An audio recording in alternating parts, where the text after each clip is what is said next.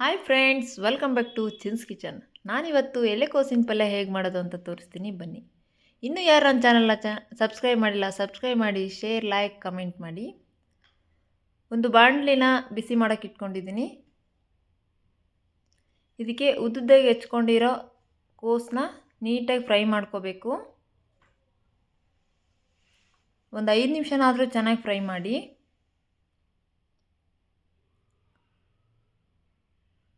ಸ್ವಲ್ಪ ಹೊತ್ತು ಚೆನ್ನಾಗಿ ಫ್ರೈ ಮಾಡಿದ ತಕ್ಷಣ ಸ್ವಲ್ಪ ಆಯಿಲ್ ಹಾಕ್ಕೊಂಡು ಚೆನ್ನಾಗಿ ಫ್ರೈ ಮಾಡಿ.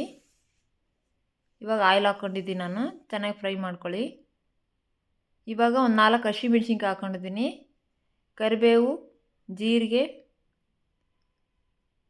ಒಂದು 4 ಬೆಳ್ಳುಳ್ಳಿ ಹೆಸಲು ಹಾಕ್ಕೊಂಡು ಮಿಕ್ಸಿಗೆ ಮಾಡ್ಕೊಳ್ಳೋಣ. ಇವಾಗ ಅದೇ ಪಾತ್ರೆಗೆ ಒಂದು ಸ್ವಲ್ಪ ಆಯಿಲ್ ಹಾಕ್ಕೊಳ್ಳೋಣ. ಸ್ವಲ್ಪ ಕಡಲೆಬೇಳೆ ಹಾಕ್ಕೊಳ್ಳೋಣ. ಇದಕ್ಕೆ ಬಿಸಿ ಆದ ತಕ್ಷಣ ಸ್ವಲ್ಪ ಸಾಸಿವೆ ಹಾಕ್ಕೊಳ್ಳೋಣ. ಇವಾಗ 1-2 ಈರುಳ್ಳಿ, ಕರಿಬೇವು ಹಾಕೋತಾ ಇದ್ದೀನಿ. ಚಿಕ್ಕದಾಗಿ ಕಟ್ ಮಾಡಿರೋ ಈರುಳ್ಳಿ ಹಾಕ್ಕೊಳ್ಳಿ.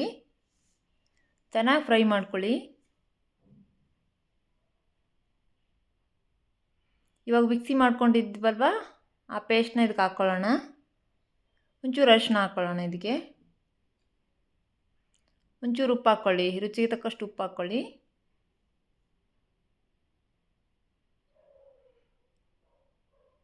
ಚೆನ್ನಾಗಿ ಫ್ರೈ ಮಾಡಿ, ಹಸಿ ಸ್ಮೆಲ್ ಹೋಗ್ಬೇಕು, ಅದೆಲ್ಲ ಫ್ರೈ ಮಾಡಿ.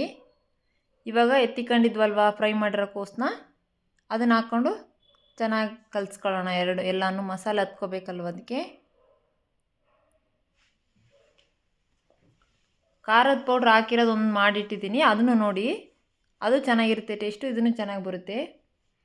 ಚಪಾತಿ, ಮುದ್ದೆ ಎಲ್ಲದಕ್ಕೂ ಚೆನ್ನಾಗಿರುತ್ತೆ. ಇದಕ್ಕೆ ಕಡಲೆ ಬೀಜದ ಪೌಡ್ರ್ ಇತ್ತು, ಅದು ಹಾಕ್ಕೊಂಡೆ. ಚೆನ್ನಾಗಿ ಬರುತ್ತೆ, ಈ ಥರನೂ ಟೇಸ್ಟ್ ಚೆನ್ನಾಗಿರುತ್ತೆ. ನೋಡ್ರಿ ಎಷ್ಟು ಚೆನ್ನಾಗಿ ಕಾಣಿಸ್ತಿದೆ. ಚಪಾತಿ, ಮುದ್ದೆಗೆ ಸೈಡ್ ಡಿಶ್ ಆಗಿ ಚೆನ್ನಾಗಿರುತ್ತೆ ಎಲ್ಲದಕ್ಕೂ.